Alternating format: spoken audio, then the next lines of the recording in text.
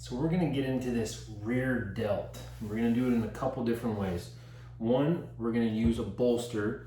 You can also use a couple pillows. You could use a foam roller, and we're gonna change the direction of where the peaks are at. So when we lay on our back here, all we're gonna do is then we're just gonna lean over onto it and find that rear shoulder right there. And then now I can start playing around with where my arm's at. I can let my head relax on the pillow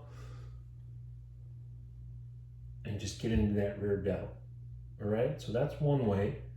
Here, movement is important here. Okay, doing some rotational stuff, pressing up, pulling down, movements that you see on a regular basis, or obviously movements that are giving you issues.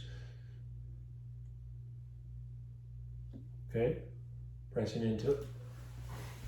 Next one is we're not going to use a pillow. And we're just going to be here. This time we have to get up under our shoulder just a little bit, our other shoulder, and then we're just going to place that peak right on that rear shoulder. All right, and same thing, movement stuff. All right, moving up, moving down. And there you have it.